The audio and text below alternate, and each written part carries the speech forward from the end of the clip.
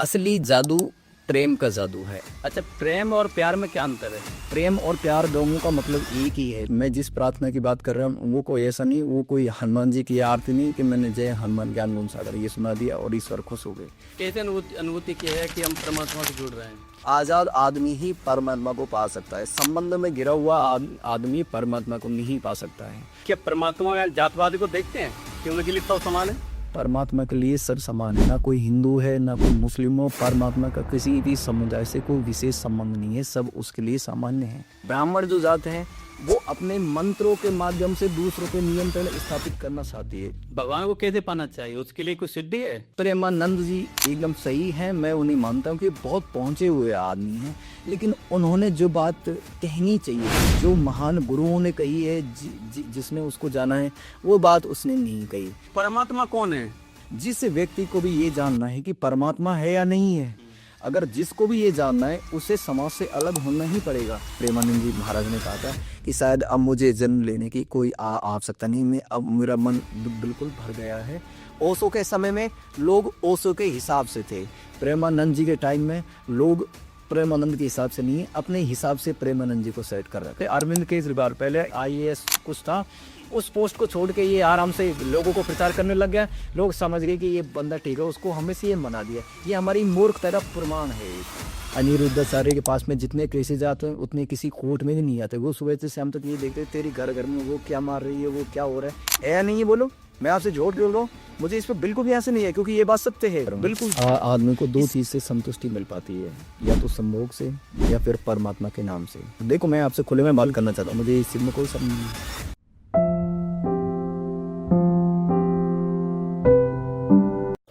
Hare Krishna everyone, welcome to break summer talk. सो आज इस पॉडकास्ट हम बात कर रहे हैं कुछ परमात्मा गुरु भगवान के ऊपर। तो बहुत कुछ लोगों की भ्रांति होती है, कुछ लोगों में नए नए आइडिया आते रहते हैं कि भगवान है नहीं है, और संत महंतों को मानते हैं क्योंकि हरे अनंत हरे कथा अनंत है, भगवान की कथा अनंत है। तो जिसके मुंह से आप सुनोगे एक नई कथा सुनोगे। तो एक नई कथा सुनाने के लिए हमारे साथ हैं बलवंत सिंह यादव जी। हरे कृष्ण भैया जी। हरे कृष्णा सर। कैसे भैया? बस एकदम अच्छे हैं सर। बहुत बढ़िया। भगवान को कैसे पाना चाहिए, उसके लिए कुछ सिद्धि है? कोई सिद्धि नहीं है, उसके लिए सारे मंत्र ये बेकार हैं मेरे हिसाब से। परमात्मा को कोई व्यक्ति ऐसा नहीं है जो मंत्रों में बांध सकता है। क्या कोई परमात्मा तो सारी जगह सृष्टि में है, उनको मंत्रों से कोई नहीं बांध सकता। ये हमारा अंधापन है, और ये उनके लिए है जो उसको जानते नहीं है। जिसने भी उसको जाना है, अब ऐसा तो नहीं कि हर आदमी उसको जान ले, क्योंकि हर आदमी प्रेम में नहीं पड़ सकता, क्योंकि हर आदमी की अपनी अपनी इच्छाएं हैं। कौन क्या करना चाहता है, कौन क्या करने चाहता है। जिस आदमी ने कर्म करना ही छोड़ दिया हो, जिसने उसका अनुभव ही कर लिया हो, वो शायद जान सकता है कि ईश्वर है, और वो ही उसके रास्तों को जानता है। परमात्मा का जो गुरु रूप होता है वो हमारे जीवन में मित्र का काम करता है। बहुत से लोग क्या कहते हैं कि भाई मेरा वो अच्छा मित्र है, उसके कारण मेरा इतना काम अच्छा हो रहा है। ये सारे छोटे मित्र हैं, असली मित्र परमात्मा ही है। परमात्मा का गुरु रूप है जो आपको हर समय, अब आप एक बात बताइए, आपका कोई मित्र है, आप किसी कारणवश कहीं फंस जाएं और आपका उस मित्र से कांटेक्ट नहीं हो, तो फिर आप क्या करोगे? मेरे हिसाब से कुछ भी नहीं कर पाओगे, आप बिल्कुल हेल्पलेस हो जाओगे। लेकिन गुरु वो रूप है जो आपको सारी स्थितियों से बाहर निकालता है, बड़ी आसानी से, बिना कोई कारण के, बिना कोई झंझट के वो आपको बाहर निकालता है। असली मित्र हमारा वही होता है। लेकिन जब तक गुरु हमारे लाइफ ना होता है तब तक ये मित्र वत खेल जो होता है, या तो उस बम्बे को पता होता है जिसने प्रेम किया हो, या ईश्वर को पता होता है। दोनों का अलावा तीसरा कोई नहीं जान सकता। तीसरे के, क्योंकि परमात्मा की जब तक आपके अंदर जिज्ञासा नहीं है, प्यास नहीं है, जब तक आप उसको नहीं जान सकते। क्योंकि परमात्मा को पाने के लिए आपके अंदर उसकी प्यास होनी चाहिए, उसके लिए तड़प होनी चाहिए। अब हम उसके प्रति तड़प तो कोई है नहीं, उसके लिए केवल हम उसको रुझाने के लिए, उसको खुश करने के लिए हम पूजा आरती नमाज जो भी हम सब करते हैं, ये उसको दिखाने के लिए कि हम तेरे हैं, ये इसलिए करते हैं। आपने किसी प्रेम किया है? हाँ, मैंने प्रेम किया है। मैंने उसको प्रेम किया है, और उसको मैंने परमात्मा रूप मान के प्रेम किया। मैंने ऐसे नहीं माना कि ये ईश्वर है मुझे इससे प्रेम करना, नहीं, केवल उससे आंतरिक प्रेम था। आंतरिक प्रेम का मतलब ये होता है कि मुझे उसके शारीरिक शोषण से कोई लेना मैंने कि ये मेरे मतलब ये गर्लफ्रेंड है या इस तरह की है। केवल उसका होना मेरे लिए शांतिदायक था। लेकिन जब वो गई तो उससे मेरे शरीर को बहुत पीड़ा हुई, मेरे दिल को बहुत पीड़ा हुई। लेकिन जैसे ही ये पीड़ा खत्म हुई तो इसके बाद में बहुत अलग अलग रास्ते खुले, जिन रास्तों के बारे में आप नहीं जानते। अगर मैं उन रास्तों की कहूँगा तो हम मेरा ले जाते रहो तो आप मेरा विरोध करोगे। नहीं नहीं बताइए आप बताइए। देखो, प्रेम का जब आदमी करता है, जो प्रेम के उत्पीड़न के बाद में जब आदमी संभलता है तो उसकी ईश्वर के अनुभव होते हैं। ईश्वर का अनुभव का अर्थ ये होता है कि कोई भी ऐसा काम या ऐसा कोई काम मान लो होगी जो शायद हम ह्यूमन बींग्स यानी सारे मानव जो हमारे आउट ऑफ माइंड है, जो काम हम नहीं कर सकते, वो काम आपके लाइफ में होते हैं। और ऐसे ही नहीं, हर चीज़ की आपको इंडिकेशन पहले ही होता है। इससे आपके शरीर का रूपांतरण होता है, आप उसकी तरफ खिंचते ही चले जाते हो।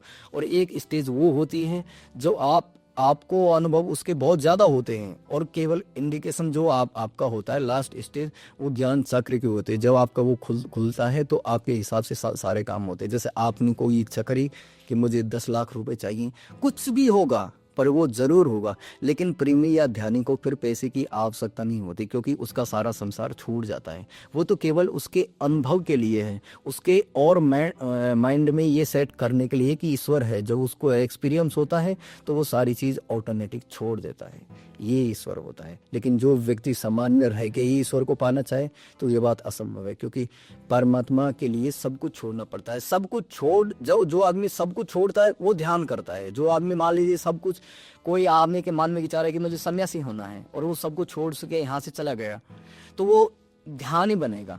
लेकिन जो आदमी प्रेम में पड़ गया, जो आदमी ने प्रेम को जान ही लिया, उसके बाद वो सारा संसार ऑटोमेटिक छोड़ता है। फिर उसको छोड़ना, प्रेम की बात कर रहे हो। प्रेम मतलब कैसे किया जा सकता है, कैसे जागृत हो? प्रेम का रास्ता बहुत कठिन तो नहीं है, लेकिन हमें समाज को छोड़ना पड़ता है, हमें उसके लिए घर परिवार को छोड़ना पड़ता है, हमें उसके लिए सारी मोह माया को छोड़ना पड़ता है। कितना भी कुछ हो, लेकिन उसके लिए यदि हम सब कुछ मिटा दें, लेकिन ये चीज़ के लिए हम तैयार नहीं होते हैं, हमारी संतुष्टि के लिए यार ईश्वर मिलेगा या नहीं मिलेगा, ये चीज़ हमारे विचार पहले आते हैं। जब तक ये विचार आते रहेंगे, ना आप संसार को छोड़ सकते, ना ही आप किसी से प्रेम कर सकते, ना ही आप कुछ भी कर सकते, क्योंकि आपकी पकड़ है वो आपको रोकती है। मान लीजिए आपका स्टूडियो है, आप कहोगे कि मेरा ही है, तो इसने आपको रोक लिया कि ये मेरा ही है। जब आपने सारी चीज़ों को छोड़ दिया, जब ऑटोमेटिक प्रेम होता है। किसी से भी करो, किसी से भी प्रेम करो, लेकिन उससे गहराई से प्रेम करो। गहराई का मतलब ये है कि उसके शरीर से प्रेम नहीं, उसकी रूह से प्रेम करो। उसके होने से तुम्हें शांति मिलनी चाहिए, ये ऐसा किसी से प्रेम करो। लेकिन प्रेम हर व्यक्ति के जीवन में घटित नहीं हो सकता। प्रेम एक इतनी बड़ी घटना है, प्रेम के बाद में आदमी पूरी तरह रूपांतरित होता है, पूरी तरह चेंज हो जाता है वो आदमी। फिर उसके बाद में उसको कुछ कहने की ज़रूरत नहीं है, क्योंकि जो खुद की समझ जो होती है, जो ज्ञान होता है ना, वो प्रेम के बाद में ही खुद का ज्ञान शुरू होता है। लेकिन प्रेम के पहले हमें 1000 ज्ञान मिलते हैं। कोई कुछ बता रहा है, कोई सा मंत्र बता रहा है, कोई साबरी मंत्र, कोई धूल वो मंत्र। ये मंत्रों का कोई प्रभाव नहीं है। आप किसी भी व्यक्ति को वश में नहीं कर सकते, किसी भी व्यक्ति को ऐसा कोई क्रिया में नहीं देखता कि ऐसी भी कोई क्रिया हो सकती है। ऐसा कुछ नहीं हो सकता। हाँ, केवल आपने प्रेम किया हो और परमात्मा के पास में हो तो शायद वो चीजें हो सकती हैं, लेकिन वो किसके लिए होंगी? जिसने संसार छोड़ दिया हो। अब हम संसार में रह के ही इच्छा करें कि हमारा ऐसा हो जाए या फिर हम इस तरह के हो जाए, तो इम्पॉसिबल, असंभव है वो चीज। अरे जैसे आपने 2 तरह की बात की मेरे से कि प्रेम से भगवान को पाया जा सकता है। बिल्कुल जैसा। हाँ, और अभी आपने बात हुई कि वो मेरे छोड़ के चले तो वो पीड़ा हुई, तो आपने उसमें परमात्मा देखा? मैंने उसमें परमात्मा नहीं देखा। हम सबसे बड़ी गलती यही कर रहे हैं।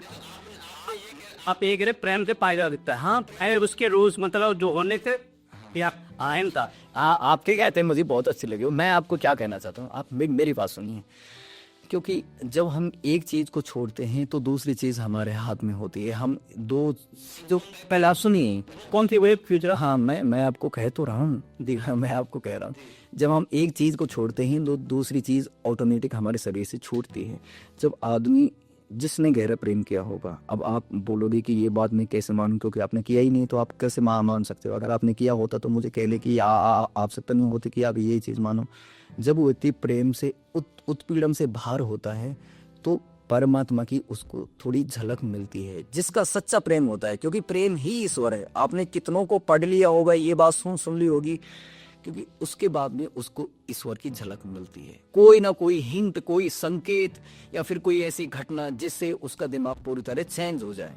ठीक है, इसके बाद में वो जैसे ही अपने हृदय से ईश्वर को पुकारता है, तो इसके बाद में उसको एक से एक बड़ा अनुभव होने लगता है, एक से एक बड़ा, और फिर वो उसकी तरफ बढ़ता ही चला जाता है और समाज को वो पीछे छोड़ जाता है। अब ना तो उसे प्रेम प्रेमिका की कोई याद आती और ना ही किसी की याद, केवल एक ही याद होती है, केवल वो भी ईश्वर की। और जिसको ईश्वर की याद आने लग गई, वो सारी यादों को पीछे छोड़ जाता है, फिर उसका प्रेमिका से कोई लेना देना है। प्रेमिका तो एक माध्यम होती है असली प्रेम तक पहुंचने में, क्योंकि असली प्रेम की शुरुआत, परम प्रेम की जो शुरुआत को है, जिसे हम परम प्रेम कहते हैं, उसकी शुरुआत साधारण प्रेम से होती है, साधारण बिल्कुल छोटे प्रेम से होती है, जो हमें बहुत ऊंचाइयों तक लेके जाता है। और इसका अनुभव भी वही आदमी कर पाता है जिसने प्रेम किया हो, और कोई व्यक्ति नहीं कर सकता, क्योंकि प्रेम इतनी छोटी चीज नहीं कि हर व्यक्ति उसको एक्सपीरियंस कर ले। अच्छा, जैसे मैं आपसे पूछ रहा था कि जिससे आप प्रेम करते थे, तो जैसे आपसे मेरी बात हुई थी, आपने संतों के अलग अलग चीजों के पास आइए, तो वो आपको अलग अलग चीजें बताएंगे। बिल्कुल, हाँ हाँ। तो जो स्टेज जो आपकी प्रेम की अभी की है या पहले की है?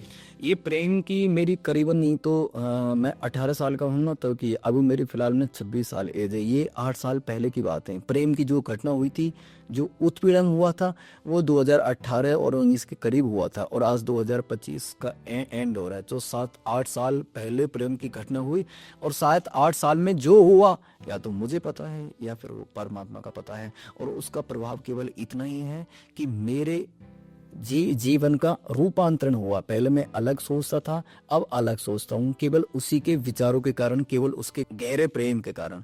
आप तो बच्चों को कोई भी चीज़ आप पढ़ाओ, कोई भी चीज़, तो वो उसी की तरह होने लगते हैं। मान लीजिए अब बच्चे जब स्कूल में होता है, तो हम उसको स्कूल में डालते हैं, तो एकदम विद्यार्थी की तरह लाइफ जीता है। लेकिन जब हम बच्चे को छोड़ दें, तो बच्चा अपने हिसाब से लाइफ जिएगा, अपने हिसाब से करेगा, और जो व्यक्ति अपने हिसाब से जिंदगी जीता है, वही परम प्रेम तक पहुंचता है। और जो किसी के नियंत्रण में रह के, देखो, मैं इस चीज़ का विरोध नहीं कर रहा है कि आप माता पिता की बात नहीं मानो, माता पिता की बात मानो, लेकिन प्रेम में जब कहीं प्रेम की बात आए, तो उसको बिल्कुल डेक्लाइन कर दो, क्योंकि वो चीज़ आप ही जानते हो या फिर ईश्वर जानता है, और कोई थर्ड चीज़, कोई थर्ड पर्सन है जो आपको समझ सकता है या कुछ कर सकता है।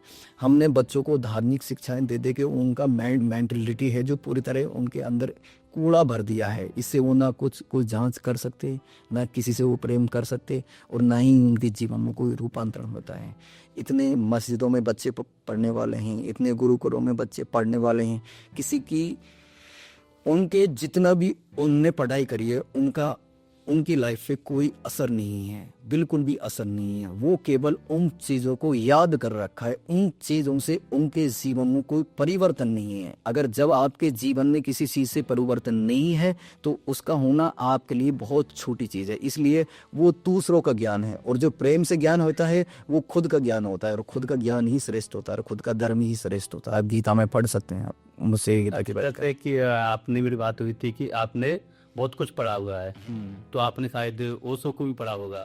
हाँ, तो उन्हीं की एक पुस्तक है, वो सम्मोह से समाधि। हाँ, तो वो प्रेम से क्या कनेक्ट होता है, क्या होता? आप मेरी बात समझिए। देखिए, मैं आपसे क्या कहूँ, मैं आपसे 2 बातें करूँ। आदमी को 2 चीज़ से संतुष्टि मिल पाती है, या तो संभोग से या फिर परमात्मा के नाम से।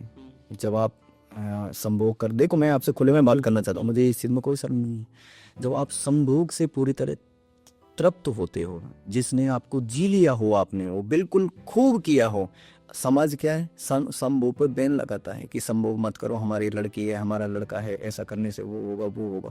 तो उसकी संभोग की जो स्थिति वो अंदर बनी रहती है, और इसका कारण क्या होता है, जब व्यक्ति बुढ़ापे में होता है, तो वो संभोग जो आपने किया नहीं, वो बार बार बाहर आता है। इसलिए हमारे महात्मा जी सन्यासी हो रहे हैं, बलात्कारी हो रहे हैं, राम रहीम का आप हाल देख सकते हो, आसाराम का हाल देख सकते हो। लेकिन जो व्यक्ति संभोग से पार हो गया, वो इस ईश्वर से पार हो गया। संभोग से जिस व्यक्ति ने तृप्ति पाली, वो फिर परमात्मा में जाके ही रुकता है। संभोग जरूरी है, बिना संभोग के आप कुछ नहीं कर पाओगे। और संभोग एक ऐसी स्थिति है जो आपको समाज से बहिष्कृत करेगी, लेकिन आपको इस चीज़ की चिंता नहीं करनी। आदमी घबरा जाता है कि समाज वो कहेगा, लोगों के रिएक्शन से कोई फर्क नहीं पड़ना चाहिए। संभोग एक बहुत बड़ी चीज़ है, संभोग और परमात्मा दोनों एक चीज़ है, लेकिन कब? जब हमने संभोग को जी लिया हो, जब हम उससे भी पार हों। ऐसा नहीं, अब बहुत से व्यक्ति संभोग में अटक के ज्ञान की बातें करते हैं कि भाई वो करो वो करो। जब तक आदमी पूर्णतः सारी चीज़ों को जी ला ले, जब तक उसका संसार नहीं छूट सकता। मान लीजिए 18 साल का कोई बच्चा है, आप उसको पहाड़ पे रोजा के छोड़ दो, आप उससे कहो कुछ सन्यासी बन जाए, वो सन्यासी नहीं हो सकता। उसको साथ संभोग की बात वो उसके दिमाग में आती रहेगी, वो उछलती रहेगी, और उसकी पूरे माइंड में, पूरी बॉडी में केवल संभोग की स्थिति दिखाई देगी। इसलिए वो परमात्मा से जुड़ने की बजाय संभोग से जुड़ गया। लेकिन जो व्यक्ति संभोग से जुड़ के उससे भी पार हो गया, वो फिर परमात्मा के पार हो गया। और आपने बात कही ओशो की, ओशो को मैंने थोड़ा सुना है, और उसका सुनने का कारण भी है। उसका सुनने का कारण ये है कि वो बंदा जो बोल रहा है परमात्मा के संबंध में, वो बिल्कुल सही बोल रहा है, उसमें 0% भी कोई मिस्टेक नहीं है। वो जो कह रहा है, जिसने उतनी स्थिति बताई है उसने, तो ओशो तो एक महान व्यक्ति, तो वो तो यूनिक आदमी है। क्योंकि ऐसा व्यक्ति की मैंने जो भी बातें सुनी हैं परमात्मा के संबंध में, वो 100% मैच करती हैं, 100% मैच। और ऐसा कोई महात्मा नहीं है जिससे वो परमात्मा की बातें मैच करती हैं, क्योंकि आप वहीं ठहर पाओगे। क्योंकि सिमिलर जो चीज़ें होती है, सिमिलर समान जो चीज़ें होती है, आप वहीं नहीं टिक पाते। मान लीजिए आप साफ सुथरे आदमी हैं, तो आपको चाहिए कि आपका फ्रेंड भी ऐसा ही हो, हाँ, जैसा आप हैं। बेमेल चीज़ कोई नहीं चाहिए, सुमेल चीज़ चाहिए।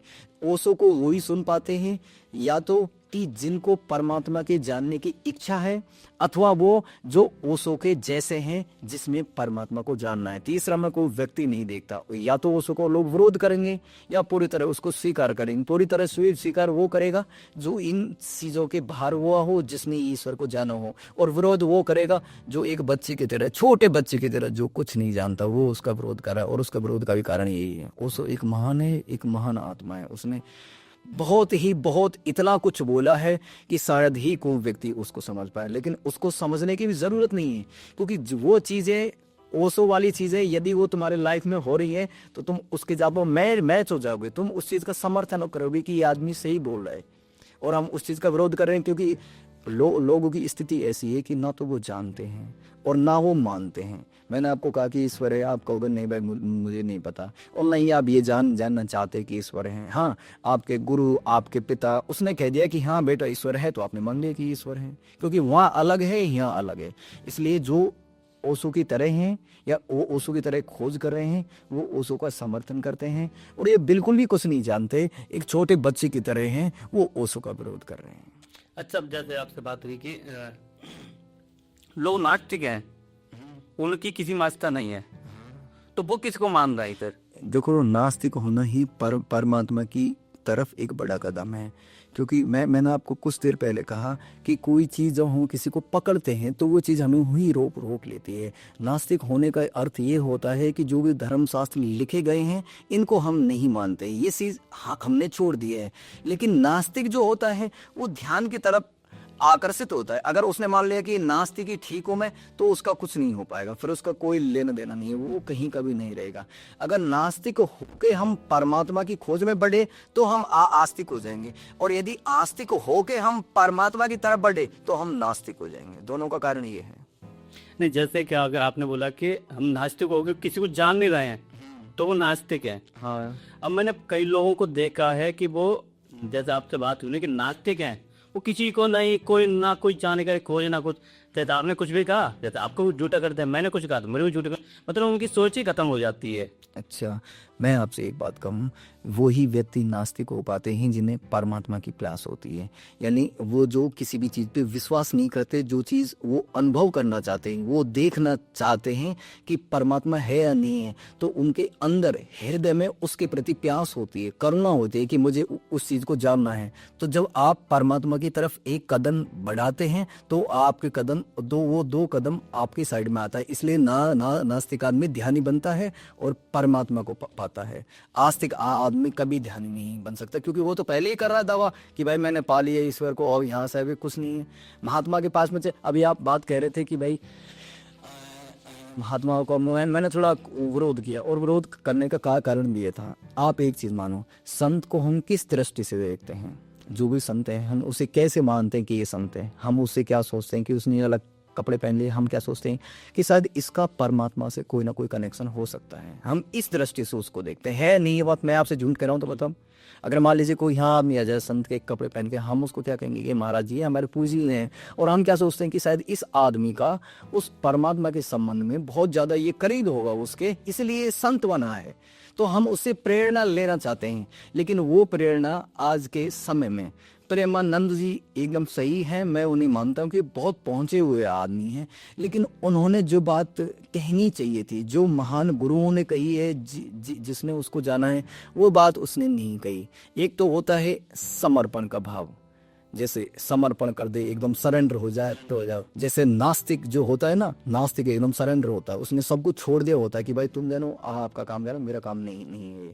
तो वो परमात्मा की तरफ बढ़ता है। और कोई अगर मान लीजिए किसी आप पंडित से पूछेंगे कि परमात्मा का है, वो आपको दो चार पहले कविताएं सुनाएगा, इसके बाद में कहेगा ईश्वर है, मेरे हिसाब से और कुछ नहीं कहेगा। मैं मिला हूँ, मैं जानता हूँ, इसलिए वो बंदे को ही रोक देता है। अब बंदा वो ना तो आगे सोच पाता है कि ईश्वर है या नहीं, और ना ही वो पीछे देख पाता है। वो मान बैठता है कि ईश्वर है, पंडित जी जो कह रहे वो सही कह रहे, लेकिन वो दोनों गड्ढे में पड़े हैं। एक पागल ने दूसरे को और पागल बना दिया है। समस्या ये है, इसलिए पागल ज्यादा हो गए हैं और धार्मिक आदमी बहुत कम है। धार्मिकता का शास्त्र से कोई लेना देना नहीं है। धार्मिकता बहुत अलग बात है, बहुत प्रौढ़ता की बात है, बहुत ही प्रौढ़ता की बात है। और उसका वेट केवल प्रेम के कारण होता है, और कोई कारण नहीं होता है उसका खुलने का। ये बात है। ओके, समाज के लिए आप क्या कहना चाहेंगे कि उसको किस दिशा में जाना चाहिए? देखो, मैं समाज से तो कुछ नहीं कहना चाहता, मैं केवल व्यक्ति से कहना चाहता हूँ। मैं समाज से कहूँ, समाज मेरे हिसाब से थोड़ी ना चले, समाज को तो समाज के हिसाब से चलना है। जिस व्यक्ति को भी ये जानना है कि परमात्मा है या नहीं है, अगर जिसको भी ये जानना है, उसे समाज से अलग होना ही पड़ेगा, और वो समाज के बंधनों में बंध जाएगा कि मेरे माता पिता कह रहे हैं, मेरे गुरु कह रहे हैं ये सही है, तो वो आदमी नहीं ठहर जाएगा। हमें ये चीज़ सोचनी चाहिए कि कोई भी चीज़ हो, परमात्मा एक ऐसी अनुभूति है, वो कब प्रकट होता है? जब हमारे अंदर सारी चीज़ें खाली हो जाती है, जब आदमी पूरी तरह खाली होता है शब्द से, अपने ज्ञान से, जो उसने बाहर का ज्ञान याद किया हुआ होता है, रामायण जो भी मैं आपको, ये मैं किसी धर्म विशेष के लिए नहीं कह रहा हूँ कि भाई वो चीज़ है। तो परमात्मा कौन है? परमात्मा कोई नहीं है, परमात्मा एक अनुभव है। हमारा जीवन ही परमात्मा है, लेकिन उसका प्रकट होना, उसका आना, ये बहुत अलग चीज़ें हैं। परमात्मा कौन है, अब मैं आपको बताऊंगा कि परमात्मा कौन है, तो मैं आपको कोई भी चीज़ यहाँ पे कहानी सुना सकता हूँ, लेकिन परमात्मा होने के लिए, आपको ये जानने के लिए खुद को ही ऐसा होना पड़ेगा। या तो आपको प्रेम में पढ़ना पड़ेगा या ध्यान में पढ़ना पड़ेगा, क्योंकि जो चीज़ आप नहीं जानते हैं, जिस चीज़ के बारे में आपने जाना ही नहीं है कभी, मैं उसके बारे में आपसे कुछ कहूँ तो आप शायद ही विश्वास कर पाएंगे, क्योंकि परमात्मा को समझाया नहीं जा सकता। आप मेरी बात सुनिए, परमात्मा कोई ऐसी मूर्ति नहीं है मैं उठा के आपके सामने ले आपसे कह दूं कि ये ईश्वर है। उसका आप खुद ही अनुभव नहीं कर लेते, खुद ही उसको जान नहीं लेते, उसकी अनुभूति नहीं होती, जब तक आप उस पर विश्वास नहीं कर पाओगे। जब उसका अनुभव आपको होगा, तब आप ये चीज विश्वास कर पाओगे कि ईश्वर है। और वही जान पाता है जिसने उसको अनुभव किया है, और जिसने अनुभव नहीं किया उसको को आप कोई भी कहानी सुना सकते हो और वो मानने को तैयार हो जाए कि शायद ये कहानी है, क्योंकि उसको पता ही नहीं है कुछ भी। तो हम एक तरह बच्चे की तरह हैं, छोटे बच्चे की तरह, जिसे कुछ नहीं पता है, सारी चीज़ बाहर से आ रही है। लेकिन जब ये बच्चा थोड़ा समझ इसमें आएगी, या जब ये प्रेम में या ध्यान में पड़ेगा, तब इसको समझ में आएगी कि ईश्वर है या नहीं है। उसका बुद्धि खुद ही उदाहरण बनता है। ईश्वर का कोई है एग्जाम्पल नहीं है कि मैंने आपको सुना दिया और आपने मान लिया कि ईश्वर नहीं, वो तो खुद आपके अंदर ही प्रकट होता है। कब होगा? जब हमारे ये विचार जब साफ हो जाएंगे। अनुभव का अर्थ क्या होता है? आपने कई लोगों को सुना होगा कि मुझे ये अनुभव का अर्थ ये हुआ कि मुझे परमात्मा दिख गए, वो है।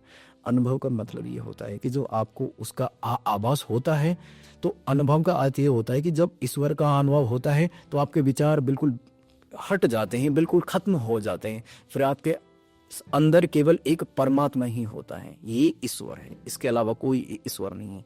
क्योंकि ये चीज़ मैं कोई ऐसा नहीं मैंने कहीं से सीखी है या फिर मैं कहीं से टीप टीप कर लाया हूँ।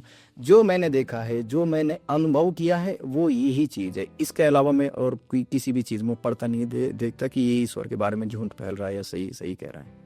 इसलिए मैं जो चीज़ें मैं आपको बता रहा हूँ, मैं संत महात्माओं की जो बात आपको कह रहा हूँ, ये चीज़ आपको बुरी लग रही है, क्योंकि कारण भी यही इसका, मैं अलग दृष्टि से देख रहा हूँ, आप कुछ अलग दृष्टि से, आपको दिखाई दे रहा है कि आदमी सही कह रहा है, और आपको मैं भी दिखाई दे रहा हूँ कि ये आदमी सही कह रहा है। आप दो चीज़ मानिए। अभी मैं सुनिए, मैं आपके सामने बैठा हुआ हूँ, एक महात्मा और आ जाएगा, आप कैसे जान पाओगे कि ये आदमी सही बोल रहा है, ये आदमी सही सही बोल रहा है? शायद आप कपड़ों से पहचान पाओगे कि यार ये महात्मा है, शायद इसको ज़्यादा ज्ञान होगा, और आप मुझे डेडलाइन कर ऐसे जज किया ही नहीं सकता सर, ऐसे जज किया ही नहीं जा सकता। जज देखो, जज करने देखो, अनुभव जो होता है ईश्वर का, वो आपको अनुभव करा करा के जैसे अनुभव ज़्यादा होने लगते हैं। एक चीज़ में अनेकों अनुभव होते हैं जो आपके साथ दिमाग से बाहर हो, या जो ऐसे कार्य जो हमसे नहीं हो सकते हैं, जो किसी से नहीं हो सकते, वो होता है ना अनुभव।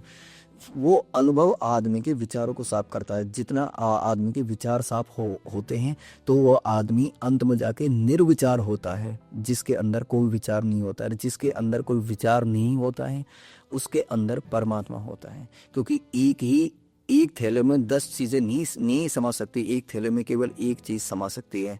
और परमात्मा यदि जब आपको अंदर लाना ही है, तो आपको सारी चीज़ों से खाली होना पड़ेगा, बिल्कुल खाली होना पड़ेगा, खाली पात्र की तरह होना पड़ेगा। जो परमात्मा का ठहराव वहाँ हो, परमात्मा वहाँ स्थित हो जाए, परमात्मा आपको ज्ञान दे, जिससे आप खुद ही रूपांतरित हो जाएं। जो मैं शब्द बोल रहा हूँ, ये कोई ऐसे नहीं कि मैं कहीं से सुन कर आया हूँ तब मैं बोल रहा हूँ, ये सब रूपांतरण का कारण है। प्रार्थना, जो प्रेम से जो प्रार्थना होती है, उससे हम रूपांतरित होते हैं, उससे हम चेंज होते हैं, और वो धीरे धीरे धीरे बन के ऐसी स्थिति होती है जिसमें निर्विचार होता है आदमी, जिसमें उसके सारे कार्य ऑटोमेटिक होने लगते हैं, जब उसका पूरा प्रयास खत्म होता है। हम क्या करते हैं कि ईश्वर को प्रयास से पाना चाहते हैं, कर्म कांड पूजा करके या फिर और कोई तरीके से उसको प्रयास कर रहे हैं हम। लेकिन जब हमारा संघर्ष प्रयास खत्म हो जाता है, तब ईश्वर हम मिलता है, ईश्वर तब हम मिलता है। ईश्वर तब तक हमें कुछ भी नहीं मिलता है, तब तक हम एक बच्चे की तरह हैं जिन्हें हमें कुछ भी पता नहीं होता है इस चीज़ का। ये ईश्वर की असली परिभाषा है। और ये परिभाषा कब आप सीख पाओगे? जब आपके साथ में ये चीज़ें होंगी, जब आप खुद इन चीज़ों को देख पाओगे, तब आप भी मेरी तरह ऐसे ही यहाँ पे बैठ के बोलोगे कि आप सही बात कर रहे थे। इतने आपको समझ में कुछ भी नहीं आएगा। लेकिन समस्या ये है कि अज्ञानी अज्ञानता को स्वीकार नहीं करता है। वो नहीं चाहता कि ये मेरे खिलाफ कुछ बोले या मेरे लिए कुछ बोले, क्योंकि उसने जकड़ा हुआ है कि तू ये बोलेगा तो ये मामला खत्म हो जाएगा, जबकि इससे कोई लेना देना नहीं।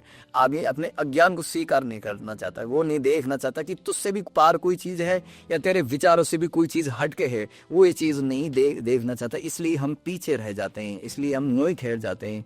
और जो निर्विचार होता है वो आगे पानी की तरह बहता ही चला जाता है, जो अंत में जाके उसको मुक्त हो जाते हैं। मुक्त होने का काम ये नहीं कि हम वहाँ जाएंगे स्वर्गलोक में, वहाँ कोई अधिकारी बैठा है वो करेगा ये मुक्त है, ये फ्री है, इसको जाना है, ये काम नहीं है। जब हम संसार से मुक्त हो जाते हैं, जब हमारी सारी इच्छाएं खत्म होती हैं, तब हम संसार से मुक्त होते हैं। और जब हम संसार से मुक्त होते हैं, जब जिंदा आदमी, जो आदमी घूम रहा है आराम से और जो इच्छाओं से मुक्त है, तो वो मानो वो हमेशा जन्म मरण के बंधन से मुक्त हो गया।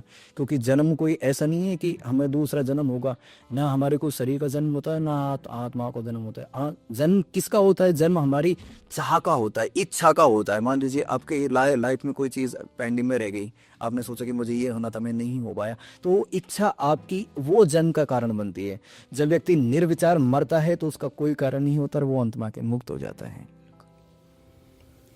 मैं आपसे गलत बोल रहा हूँ, आप बस। बहुत अच्छा आपने प्रश्न सुनाया और बहुत अच्छा लगा, मेरे डीपली बहुत अच्छा लगा। और जैसे आपने बात सुनी कि जो प्रेम गली में आया ने वो प्रेम निभाना क्या जाने।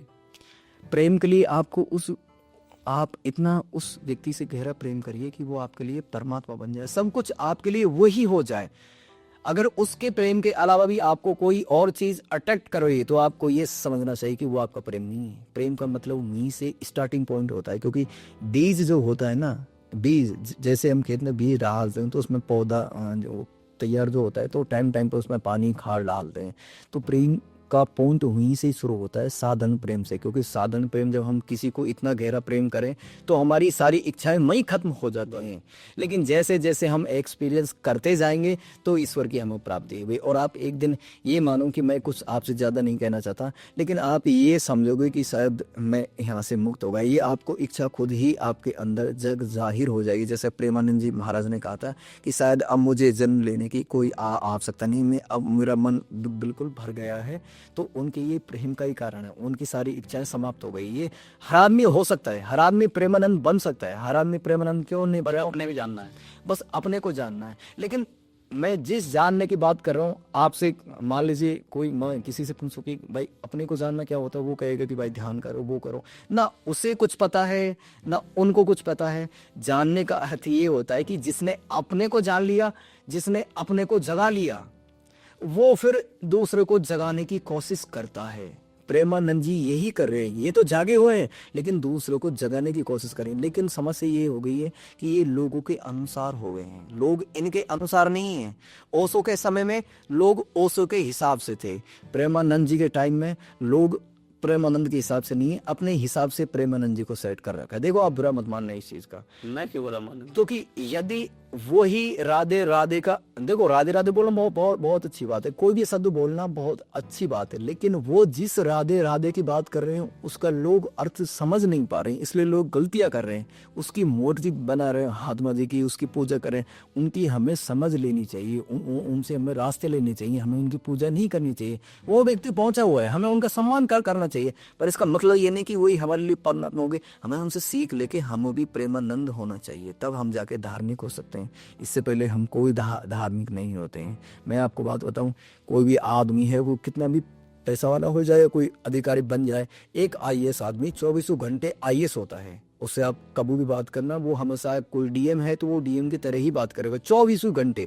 वो डीएम के अहंकार से बिल्कुल नहीं हटता है। जब तक आदमी अहंकार को पकड़े हुए है तो उसके हाथ में कुछ नहीं। जब व्यक्ति सारी चीज़ों को फ्री कर देता है तो वो आदमी खुद फ्री हो जाता है। इससे ज़्यादा मुक्ति का रास्ता मुझे कोई दिखाई नहीं देता। अगर कोई जानता होगा तो वो शायद बताएगा, लेकिन जितना मैंने जाना है वो चीज़ मैं आपके साथ में शेयर कर रहा हूँ। इससे ज़्यादा मुक्त मैं आदमी को नहीं मानता कि जिसने अपनी इच्छाओं को ही छोड़ दिया। और लेकिन एक बात भी है कि प्रेम के बाद में कई रास्ते खुलते हैं। कई रास्ते क्या खुलते हैं? आपने साक्षी भाव का नाम सुना होगा। हाँ आपने सुना है या नहीं सुने, कोई दिक्कत नहीं है। लेकिन प्रेम के बाद में क्या होता है? एक दृष्टा भाव मिलता है, एक साक्षी भाव मिलता है। साक्षी भाव का मतलब ये होता है, वो बहुत गहन होता है। ये जो पॉइंट मैं आपको बता रहा हूँ ये बहुत गहन है ईश्वर के बारे में। इसमें हमें अनुभव क्या होता है कि हम एक कैमरे की तरह सारे संसार को देख रहे होते हैं। केवल हमारा काम क्या है? देखने का काम है, काम करने का नहीं। साक्षी भाव में आपको कुछ करना नहीं है, आपको शांत बैठ के ऐसे देखना है। जिसने इस संसार को चलते हुए देख लिया उसने ये मान लो सब कुछ देख लिया। लेकिन वो कम मिलता है। ये ऐसी चीज नहीं है आप समुद्र में जितने गहराई पे जाओगे आपको नए नए कुछ ना कुछ मिलता रहेगा। लेकिन साक्षी भाव और तीसरा नेत्र जो मैं बात कर रहा हूँ, वो दो चीजें ऐसी होती हैं जो बहुत गहन, बहुत ही विचारों के बाद में, बहुत गहरे प्रेम के बाद ही खुलती हैं। इसलिए हम साक्षी भाव को लोग अपने अपने तरीके से समझा रहे हैं। अब मैं आपको एक बात बताऊं, जब व्यक्ति किसी एक चीज को बहुत गहनता से जानता है, केवल एक ही चीज को, क्योंकि व्यक्ति को एक ही चीज का विशेष ज्ञान हो सकता है, उसको 10 चीजों का विशेष ज्ञान नहीं हो सकता।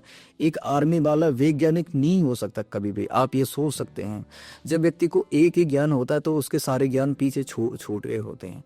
अभी मैं आपको देखो, मैं किसी की बुराई नहीं करना चाहता, लेकिन मुझे थोड़ा दुख होता है कि लोग जब ईश्वर के बारे में कुछ जानते नहीं और उसके बारे में गलत व्याख्या करते हैं तो मुझे थोड़ी समस्या फील होती है। आचार्य प्रशांत का नाम सुना है आपने जी? आप क्या मानते हैं इनको, क्या है वो? मैं आपसे जानता, आप उन्हें नहीं मानते। देखो वो आदमी, हम उसे मानते हैं, बहुत से लोगों का विचार है कि वो मोटिवेशनल स्पीकर है, वो धार्मिक आदमी, वो कुल मिला के पागल आदमी है। और उसके पागल बोलने का मैं कारण आपको बताऊं, उसका कारण क्या है? देखो जो आदमी धार्मिक है, जो आदमी धार्मिकता से जुड़ा हुआ है, वो हमेशा धर्म की बात करता है।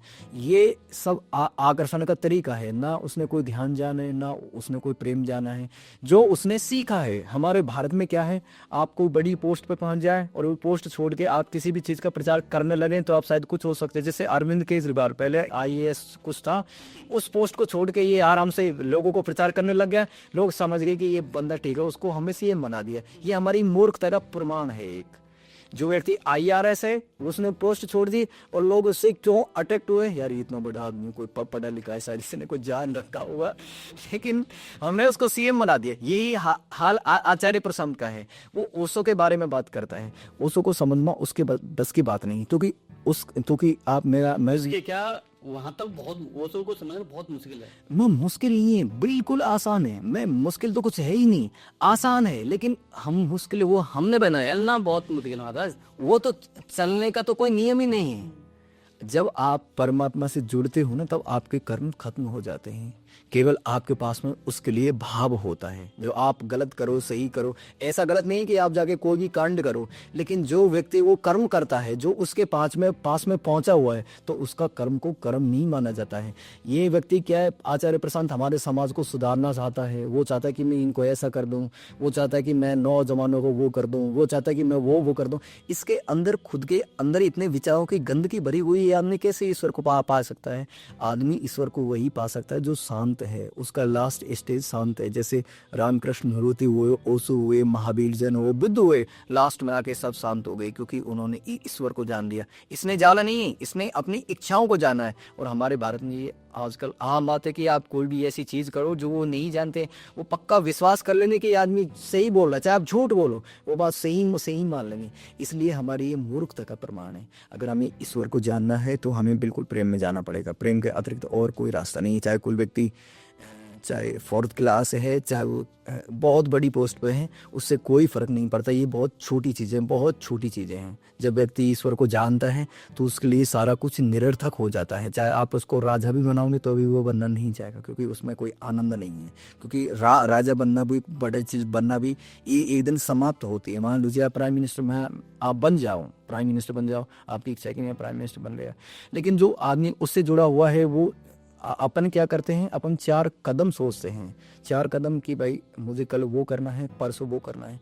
लेकिन जो इस प्रकार का आदमी हुआ है, जो मैं बता रहा हूँ, वो दूरदर्शी होता है, वो लंबी सोचने वाला है। उसको पता है कि ये 5 साल बाद में खत्म हो जाएगा। मान लीजिए 5 साल बाद में आप पोस्ट से आउट हो जाओगे, फिर आप कहाँ जाओगे? इसलिए वो इन निरर्थक चीज़ों को ग्रहण नहीं कर पाता है। इसलिए वो केवल एक ही संगीत में जीता है, और वो है ईश्वर का संगीत। इसलिए वो हमेशा इन चीज़ों से दूर रहता है। और महात्माओं के दूर रहने का कारण यही है, प्रेमानंद जी के दूर रहने का कारण ये है, क्योंकि वो एक ही चीज़ से जुड़े हुए हैं। देखो, जो मैं सत्य है मैं उसको ही बोलना चाहूँगा, चाहे वो कोई पक्ष में हो चाहे वह पक्ष में। मुझसे इससे क्या फ़र्क पड़ने वाला, मुझे कोई फ़र्क नहीं पड़ेगा। वो एक ही चीज़ से जुड़े हुए हैं, उन्हें केवल परमात्मा ही चाहिए। इसलिए सारी चीज़ें उनके पास में बहुत है, पर वो उसको एक्सेप्ट नहीं करते हैं। धीरेन्द्र शास्त्री कभी हॉस्पिटल बना रहा है, अनिरुद्धाचार्य जी सुबह से लेकर शाम तक लोगों की समस्या सुनते हैं। इससे कहाँ लोग धार्मिक हो रहे हैं? धार्मिकता का क्या प्रमाण है इनके पास में कि ये लोग धार्मिक है? ये एक मूर्ख बनाने की छोटी प्रक्रिया है जो चल रही है, और इसको चलना दो आराम से, क्योंकि लोग भी है जो समझना नहीं चाहते और नहीं वो जानना चाहते हैं लोग। आप ये पूछ रहे, आप मेरी बात सुनो, आप वृंदावन में जाओ कभी, ठीक है? कोई भी वृंदावन में जाके कोई भी आदमी ऐसा नहीं है जो ये चाहता हो कि हाँ मुझे ईश्वर को जानना है, ठोक के जानना है, मैं ईश्वर को जानने के लिए यहाँ आया हूँ। नहीं, या तो वो प्रेम मंदिर देखने के लिए गया होगा, या वहाँ घूमने के लिए गया होगा, या महात्माओं के दर्शन करने के लिए गया होगा। वो परमात्मा के दर्शन के बारे में वो कभी गया ही नहीं।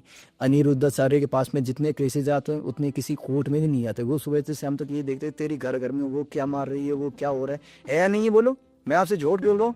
मुझे इस पर बिल्कुल भी ऐसे नहीं है, क्योंकि ये बात सत्य है बिल्कुल। इससे धार्मिकता का क्या लेना देना है? इससे वृंदावन का क्या लेना देना है? इससे कृष्ण का क्या लेना देना है? कृष्ण जो है, कृष्ण भगवान जो है, उसका विराट स्वरूप जो है वो आपकी आंखों के सामने होता है। लेकिन कब? जब आप उसके लिए जिए हों। और जो भी आदमी प्रेम करेगा, गहराई से प्रेम करेगा, वो कृष्ण के चरणों में ही जाएगा, क्योंकि कृष्ण की माया बहुत ज़्यादा अलग है, वो सबसे ज़्यादा ही अलग है। लेकिन वो आदमी उसको तभी जान पाता है जब वो उसके जैसा हो। लेकिन जब तक हम ये पूजा अर्चना करते रहेंगे, जब तक हमारे मन में कोई जिज्ञासा नहीं होगी, कोई प्यास नहीं होगी, तो ईश्वर इतना पागल का है। जब हम उसको इतना समय नहीं दे रहे, तो उसके पास में इतना समय कहाँ है कि वो हमारे पास में ही आएगा और हमसे वो बातें करेगा, या हमारे काम को वो सॉल्व करेगा। हमने 10 साल 20 साल पूजा करी, बहुत से वृद्धों ने करी, खूब 60 70 70 साल तक करी, लेकिन लास्ट में तो उनका ही हाल है, ना उन्हें हरि मिला ना उन्हें धन मिला, कुछ नहीं मिला। ये कारण है। आज आप देख रहे हो कि भक्ति में लोग बहुत बढ़ रहे हैं, क्या असल में भक्ति लोग कर रहे हैं या दिखावा कर रहे हैं? देखिए, भक्ति का मतलब ऐसा नहीं है कि हम पूजा पाठ स्टार्ट कर दे, भगवान खुश हो जाए, आराम से कि भाई हमें ईश्वर मिल गया। भक्ति का इससे कोई लेना देना नहीं है। भक्ति की क्या पहचान होती है? पहली चीज़ मैं आपको बताऊं, भक्ति की जो शुरुआत होती है तो उसके कुछ कारणों से होती है। जैसे कोई कारण प्रेम का होता है या फिर ध्यान का होता है। इन दोनों के अतिरिक्त अगर कोई आपको कारण दे रहा है भक्त होने के, तो शायद वो आपसे झूठ बोल रहा है। भक्त होने का मतलब ये होता है कि हम जब सारी चीज़ों से दूर हो जाएं, केवल एक ही चीज़ में हम संलिप्त हो जाएं, केवल ईश्वर में। जब हम उसमें संलिप्त होंगे तभी हम उसके प्रति आकर्षित होते हैं। यदि हम उसके अलावा और भी चीज़ों में किसी में इंटरेस्ट है, मान लीजिए आपको पैसा वाला बनना है, आपको कई काम करने हैं, तो मुझे ऐसा लग रहा है कि आप उससे नहीं जुड़ पाएंगे। जब आप उससे जुड़ेंगे तो आप केवल उसी के ही होते हैं। अगर इसके अलावा भी आपको कोई रास्ता बता रहा, आप महात्माओं के पास में जाते हैं, मौलवियों के पास में जाते हैं, उनसे रास्ता पूछते हैं कि भाई क्या रास्ता है, वो आपको वही चीज़ें बताते हैं जो प्रिंटेड हैं। या तो जो कुरान, गीता, महाभारत, जितने भी ये घटना हैं, आप किसी महंत के पास में जाइए तो आप कहोगे कि ईश्वर है, तो वो आपको सबसे पहले शास्त्र सुनाएगा, फिर शास्त्र के आधार पे आपसे कहेगा कि ईश्वर है। अब ना तो उसको पता है और ना ही पूछने वाले को पता है, क्योंकि दोनों अनजान हैं। इसलिए भगवान का रास्ता प्रेम से शुरू होता है। प्रेम का मतलब ये होता है कि हम जब किसी भी व्यक्ति को हम जब निकारण प्रेम करें, कोई कारण नहीं होना चाहिए प्रेम का, और जब हम उसको गहरा प्रेम करें और इसके बाद में जब हमें वहाँ से हम उससे अलग हो जाएं, तो इसके बाद में हमें प्रेम की गहराइयाँ छूने को मिलती हैं। जब हम उससे निकारण प्रेम करते हैं, तो मान लीजिए अभी आप हैं, आप किसी स्त्री से प्रेम करें बिना कोई कारण के, तो वो एक प्रेम होता है। आजकल जो प्रेम है वो किसी ना किसी कारण से जुड़े हुए हैं। मान लीजिए आप जितने भी आप कपल्स आज रहते हैं, या तो वो धन के लिए जुड़ा हुआ है या वो शारीरिक शोषण के लिए जुड़ा हुआ है।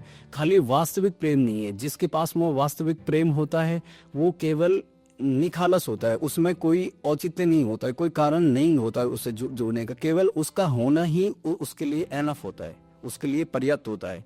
जब आदमी प्रेम में जाता है तो उसके बाद में जब वो गहरे प्रेम में होता है, तो इसके बाद में जब उसका प्रेम का बंधन वहां से टूटता है, टूटने के बाद में आदमी ने पिछले जन्मों में जितने भी दुख उल्टे सीधे कर्म किए हैं, तो उन सब का एक सीरियल होके दुखों का एक सीरियल चालू होता है।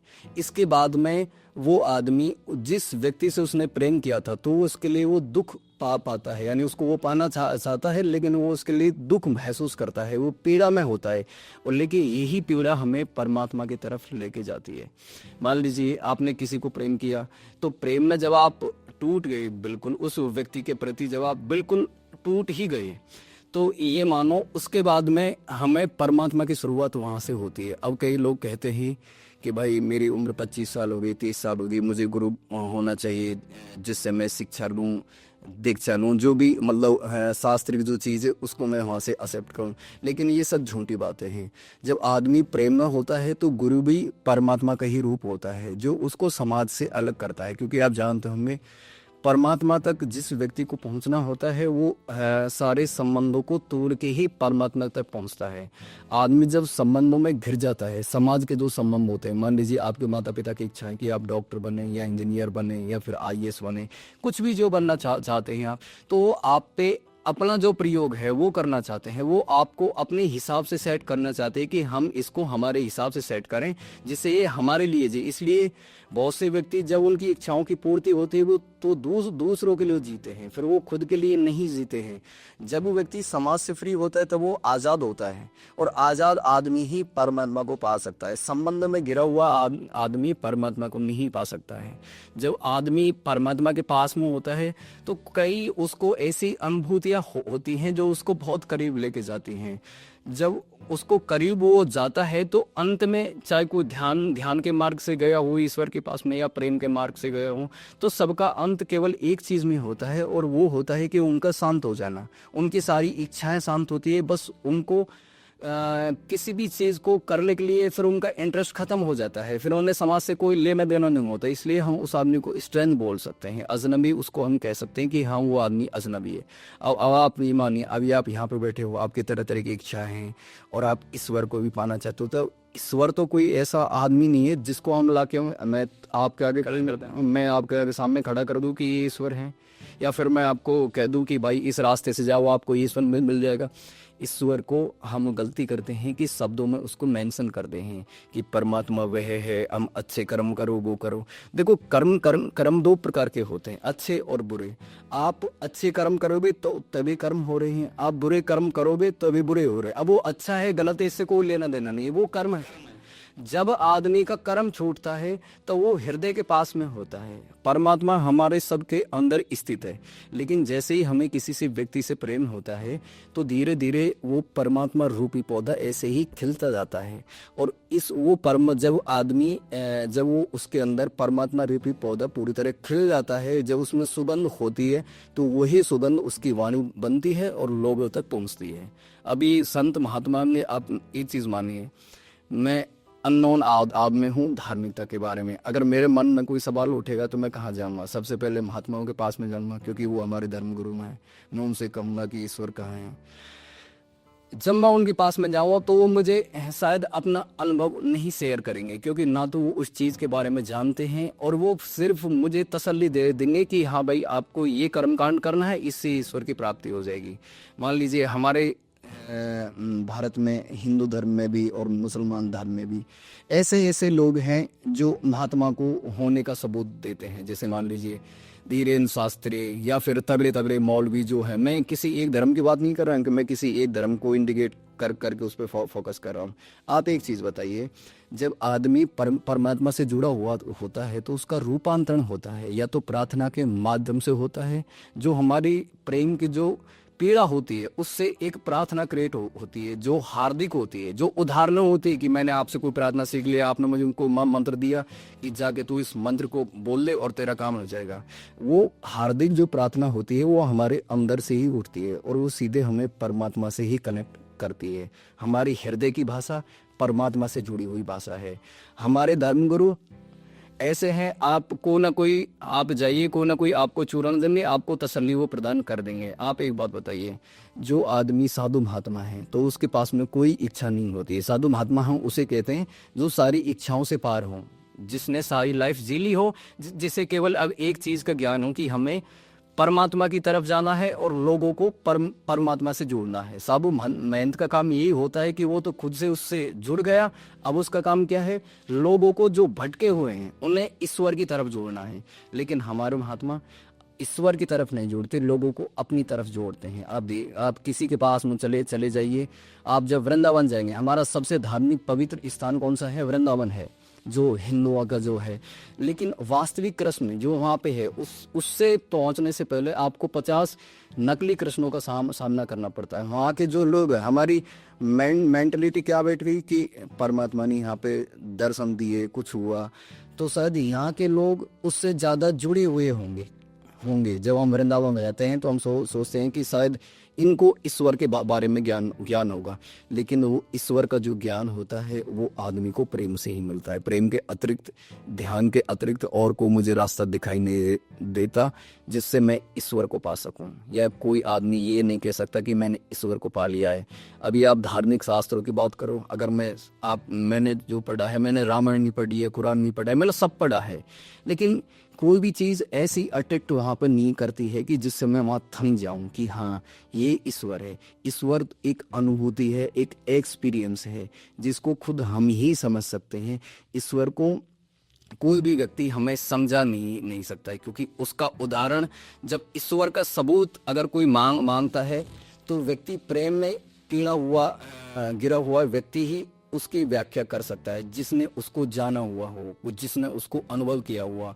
बिना अनुभवी लोग जो होते हैं वो क्या करते हैं कि आपको किसी न किसी रास्ते से जोड़ते हैं जिससे आप भटकते रह जाएं। इसके अलावा मुझे और कोई ईश्वर के बारे में रास्ता नहीं दिखाई देता है। आपने बहुत सारी चीज़ें याद कर रखी होंगी, बहुत सारा कुछ एविडेंस कलेक्ट करते हैं इस ये प्रूव करने के लिए कि ईश्वर कौन दिखा दे। जैसे धीरेन शास्त्री पास में जाइए, उसका काम क्या है? उसका काम, महात्मा का काम यह है कि लोगों को वो ईश्वर से जोड़े। अगर उसने जाना है तो वो क्या करता है, आप वहाँ जाएंगे, वो देवनट में को मंत्र फूंक के आपको दिखा देगा कि लो आपका काम हो गया, चमत्कार हो गया। और इससे लोग प्रभावित होते हैं। लोग कहाँ अट्रैक्ट होते हैं? मान लीजिए मैं वहाँ गया और उसने मुझे दिखाया कि भाई ये हो गया, अब मैं क्या मानूंगा कि भाई इसका कोई ना कोई कनेक्शन है।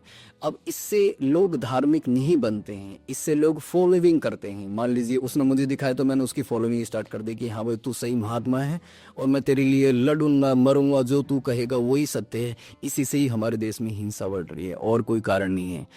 सच्चा महात्मा वो है जो लोगों को रूपांतरित करे, उन्हें बदले, उनके हृदय के भाव को बदले। और ये हृदय का भाव कब चेंज होता है? जब हम ध्यान में होते हैं या प्रेमी होते हैं। आप लोगों को पास में जाइए और उनसे पूछिए कि उन्हें किस चीज़ की आवश्यकता है। मेरे हिसाब से बहुत कम लोग होंगे जिन्हें ईश्वर की आवश्यकता है। मेरे हिसाब से किसी को भी आवश्यकता नहीं।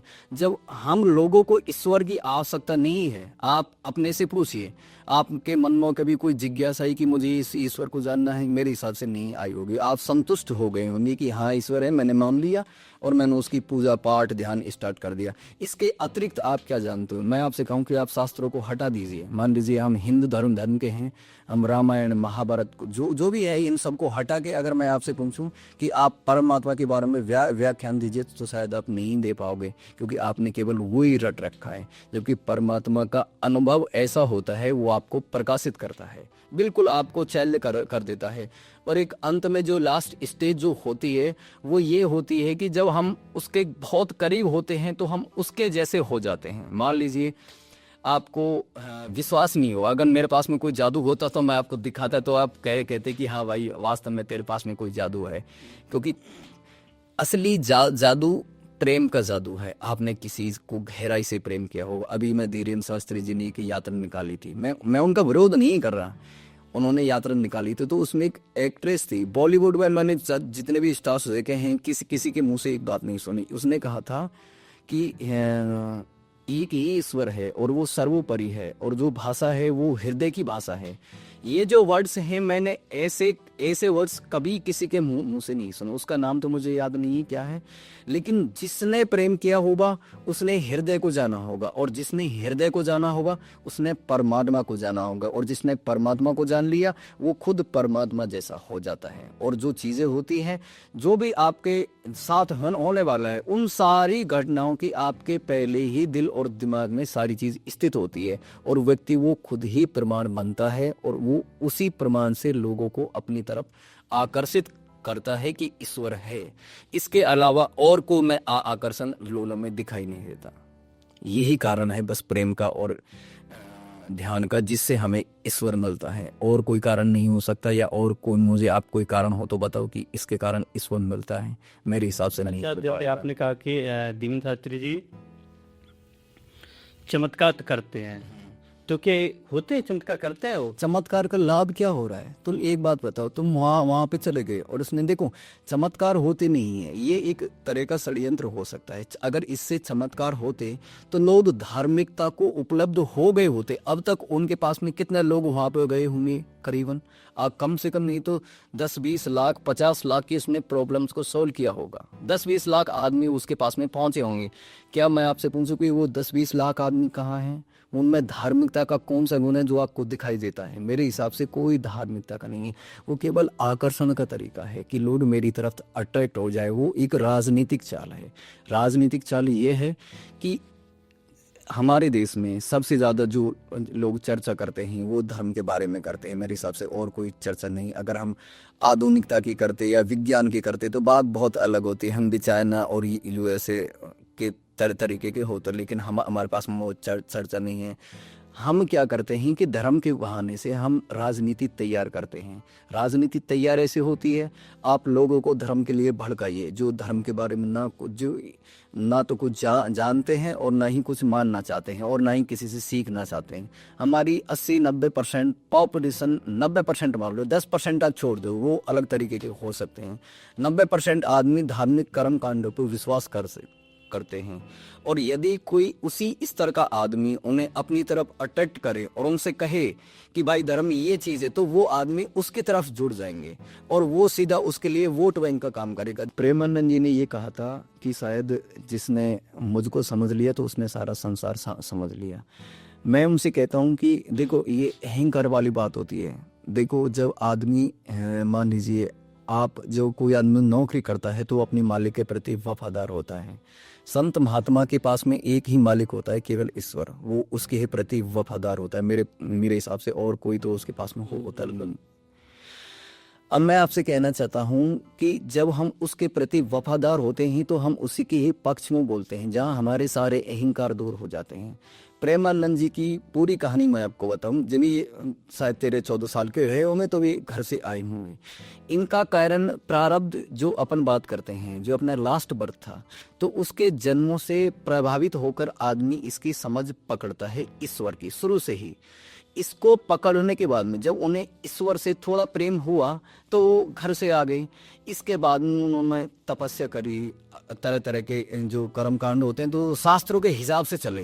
देखो, वो शास्त्रों के हिसाब से चले, कर्म कांड किए, गंगा के किनारे बैठ के वहाँ पे उन्हें तपस्या करनी थी, जो उन्होंने किया। इसके बाद में उन्होंने आत्म दर्शन किए, जिसे हम बोलते हैं जैसे ध्यान करना, जो लास्ट हमारे स्टेज होता है, जहाँ से हम फाइनल स्टेज पे पहुँचते हैं, जहाँ से मुक्त होते हैं। तो उन्होंने ये काम किया। लेकिन ये अहंकार वाली बात है कि शायद मुझे कोई समझ नहीं सकता, क्योंकि समझने लायक तो कोई चीज़ नहीं है। समझ का केवल इतना ही अर्थ होता है जो अपने अंदर से प्रकट होता है। दूसरों को ज्ञान क्या होता है? मान लीजिए मैं आपसे पूछूं कि आपको 10th क्लास में मैथ के जो आपका मास्टर था तो उसने क्या पढ़ाया था, आपको याद नहीं होगा, क्योंकि वो दूसरों को ज्ञान है। आपसे सुबह से लेकर शाम तक इतने लोगों से आप मिलते हो, आपको तरह तरह की सलाहें देते हैं।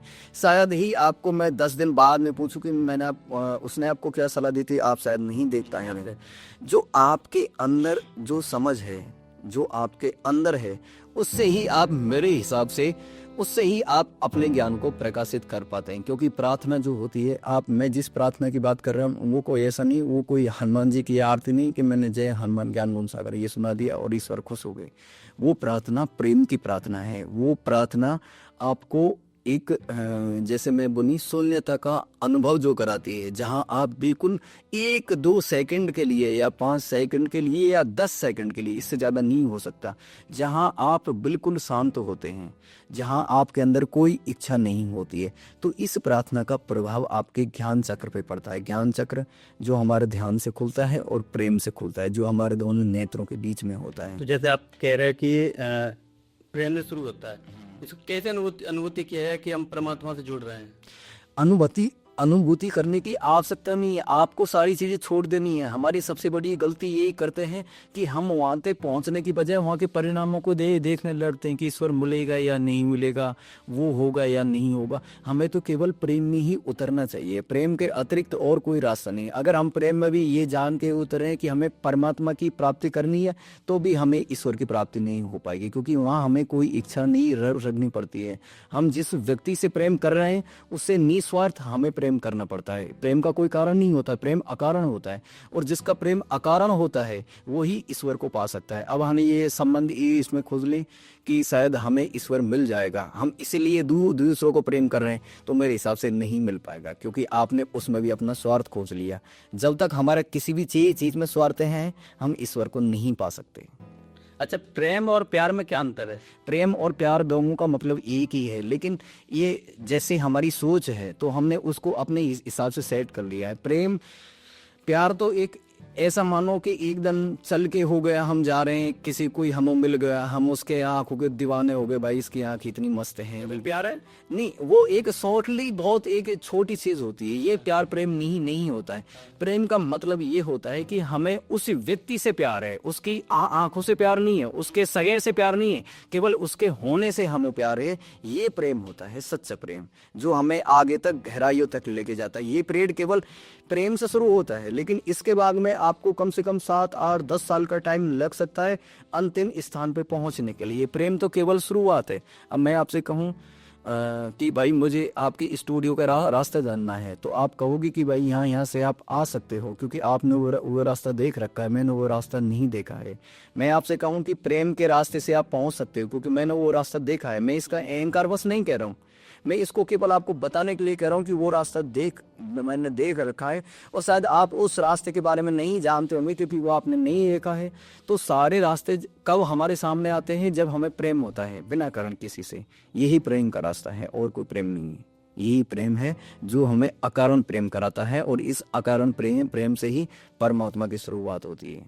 परमात्मा की शुरुआत एक ऐसा नहीं कि भगवान हमारे सामने आ गए, उसके अनुभव होते हैं। अनुभव का मतलब ये होता है कि जो ऐसी चीज, जो कोई ऐसा काम जो शायद हम नहीं कर पाए, वो काम ऑटोमेटिकली होता है। और ये सब प्रेम के कारण होता है, परमात्मा की उपस्थिति के कारण होता है। क्या परमात्मा या जातवादी को देखते हैं कि उनके लिए सब समान है? परमात्मा के लिए सब समान है, ना कोई हिंदू है ना कोई मुस्लिम हो। परमात्मा का किसी भी समुदाय से कोई विशेष संबंध नहीं है, सब उसके लिए सामान्य है। आप मुसलमानों में भी ये चेक करना चाहोगे कि इसमें भी कबीर मतलब बहुत बड़े संत हुए हैं, तो उसका इससे क्या लेने देने? ये तो बहुत छोटे पम का काम है। ये तो हम क्या, आदमी की इच्छा क्या करती है कि हम एक दूसरे के मालिक बनना चाहते हैं। इसलिए हिंदू धर्म में ब्राह्मण जो कास्ट है, अब ब्राह्मण में निश्चय करना, ब्राह्मण जो जात है वो अपने मंत्रों के माध्यम से दूसरों पे नियंत्रण स्थापित करना चाहती है कि हम जो कह रहे हैं यही सही है, इसके अलावा कोई सी नहीं, इसलिए तुम हमारी बात मानो। और लोग उन्हीं की बात मान रहे हैं, जबकि परमात्मा का ब्राह्मणों का कोई संबंध नहीं है। असली ब्राह्मण की पहचान अलग है और नकली ब्राह्मण की पहचान अलग है। आप ब्राह्मण के पास में जाओगे, वो आपकी जन्म कुंड देखेगा, आपको 100 तरीके के, वो आपको कुल मिला के संतुष्ट कर देगा। और वो आपको इतना भी संतुष्ट कर देगा, आपको ऐसा महसूस होगा कि ये आदमी सही बोल रहा है। लेकिन जो व्यक्ति जानता है वो इस बात को नकार सकता है कि इससे परमात्मा को कोई लेना देना नहीं है। क्या कोई ऐसा ब्राह्मण है जो मुझे बता सकता है कि कल भूकंप आने वाला है? मेरे हिसाब से कोई नहीं बता सकता, क्योंकि उसकी अनुभूति केवल परमात्मा ही दे सकता है। कल क्या होने वाला भविष्य में केवल परमात्मा ही है। फ्यूचर में भी ईश्वर है, वो पास्ट में भी है और प्रेजेंट में भी है। वो सभी टाइम जोन में एक समान रूप से हैं। इस फ्यूचर में जो होने वाला है इसका इंडिकेशन केवल उसको ही मिलता है जो उसको पूर्णतः फ्रेंड होता है, जो उसका मित्र होता है। परमात्मा के 2 रूप होते हैं, एक तो गुरु का रूप होता है, एक उसका पूरा स्वरूप होता है।